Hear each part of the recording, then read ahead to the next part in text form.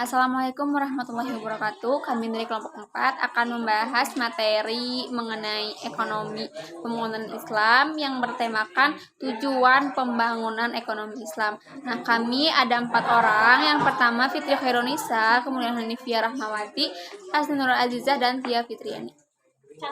Pembahasan yang pertama yaitu orientasi dalam pembangunan Islam terbagi menjadi 3 tujuan. Yang pertama ada people oriented, yaitu orientasi pertama dari ekonomi pembangunan Islam, yaitu pembangunan yang berbasiskan pada kepentingan manusia.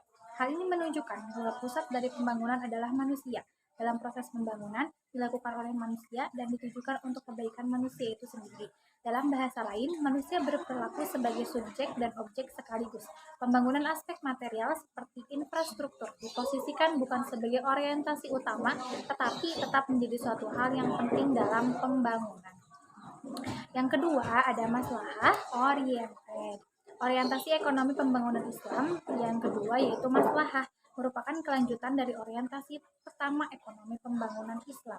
Setelah memastikan bahwa pembangunan di dalam Islam harus berorientasi pada pembangunan manusia, maka hal kedua yang harus dipastikan adalah manfaat pembangunan itu tidak hanya dibuat untuk segelintir orang, tetapi harus untuk kesejahteraan umat atau maslahat, serta tidak menimbulkan madorot bagi sebagian yang lain. Masalah di satu sisi dapat diartikan sebagai kebaikan dan menghindari keburukan atau madorot. Yang ketiga ada falah oriented, yaitu orientasi selanjutnya dari ekonomi pembangunan Islam adalah falah. Secara bahasa, falah dapat diartikan kemenangan. Kemenangan dalam konteks ini adalah kemenangan hakiki, yaitu kemenangan dunia dan juga kemenangan akhirat. Berdasarkan prinsip ini, maka orientasi pembangunan dalam Islam tidak hanya mempertimbangkan aspek dunia, tetapi juga sangat mempertimbangkan aspek akhirat atau keridhaan Allah. Orientasi pembangunan tidak boleh sekadar bermanfaat untuk manusia, melainkan harus sesuai dengan kaidah syariat. Baik, pembahasan yang kedua yaitu tujuan ekonomi pembangunan Islam. Nah, dalam buku Ekonomi Pembangunan Islam menjelaskan bahwa ada 4 tujuan utama dalam ekonomi Islam. Yang pertama yaitu menjamin kebutuhan dasar ekonomi. Ini sesuai dengan salah satu nilai utama pembangunan, semua manusia memiliki kebutuhan dasar untuk bertahan hidup. Tanpa kebutuhan ini, sangat tidak mungkin untuk mempertahankan keberlangsungan hidupnya. Kebutuhan ini seiring juga dikenal dengan kebutuhan primer atau kebutuhan pokok. Nah, kebutuhan ini sering dipresentasikan dari adanya akses terhadap pangan, sandang, dan papan. Kemudian yang kedua yaitu meningkatkan kapabilitas dan martabat manusia. Setelah terpenuhinya kebutuhan dasar, maka yang harus dipenuhi adalah kebutuhan penunjang dan penyempurna. Namun bukan berarti bahwa tujuan pemenuhan kebutuhan dasar adalah segalanya untuk diusahakan sebanyak mungkin. Nah, dalam paradigma ekonomi Islam, pemenuhan kebutuhan dasar tidak boleh dilakukan secara berlebihan gitu. Ada poin ideal dalam mencapainya gitu. Sehingga prinsip ini juga mengindikasikan bahwa pemenuhan kebutuhan dasar harus dilakukan secara simultan dengan pemenuhan kebutuhan yang meningkatkan kapabilitas dan martabat manusia. Yang ketiga yaitu menjamin keberlangsungan kehidupan manusia dalam jangka panjang. Dalam prinsip ekonomi pembangunan Islam, pembangunan tidak hanya berfokus pada bagaimana meningkatkan nilai ekonomi atau output untuk satu periode tertentu saja. Pembangunan juga harus memastikan agar output di kemudian hari tetap terjaga. Tujuan ekonomi pembangunan Islam dalam konteks ini sejalan dengan paradigma pembangunan kontemporer, yaitu pembangunan yang berkelanjutan sehingga jadi selain itu, tujuan pembangunan ekonomi Islam yang ketiga ini juga sesuai dengan tujuan maqasid syariah yang melindungi keturunan. Yang keempat, menumbuhkan dan menjamin spiritualitas. Mengingat salah satu orientasi ekonomi pembangunan Islam adalah dimensi dunia dan akhirat sekaligus ya, maka salah satu tujuan pembangunan ekonomi dalam Islam adalah menumbuhkan dan menjamin terjaganya spiritualitas masyarakat. Dalam ilmu perilaku dikenal sebagai istilah yang disebut sebagai sacred values, yaitu ketika tindakan yang dilakukan seseorang bersumber dari nilai agama gitu. Nilai tersebut menjadi sumber kebahagiaan atau ukuran keberhasilan suatu tindakan. Dilihat dari konsep ini, maka pemenuhan syariah compliance dalam kehidupan merupakan salah satu sumber kebahagiaan dan kesejahteraan manusia. Tujuan pembangunan dalam konteks ini merupakan bagian dalam menciptakan kebebasan dan menumbuhkan kebahagiaan pada diri manusia. Jadi fokus utama pembangunan dalam Islam adalah pemenuhan kebutuhan manusia itu sendiri, salah satunya adalah kebutuhan spiritual.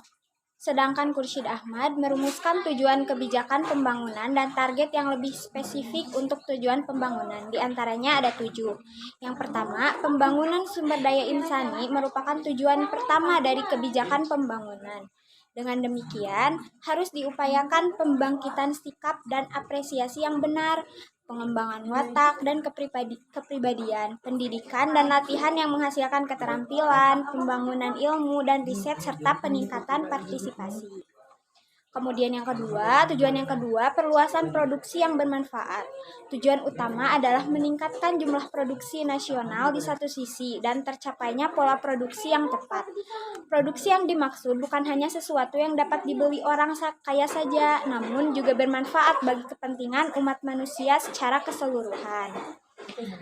Tujuan yang ketiga, perbaikan kualitas hidup dengan memberikan prioritas pada 3 hal. Prioritas pertama, terciptanya lapangan kerja dengan segala penataan struktural, teknologi, investasi, dan pendidikan. Prioritas yang kedua, sistem keamanan nasional yang luas dan efektif yang dapat menjamin kebutuhan dasar masyarakat. Dalam hal ini, zakat harus dijadikan sebagai instrumen yang utama.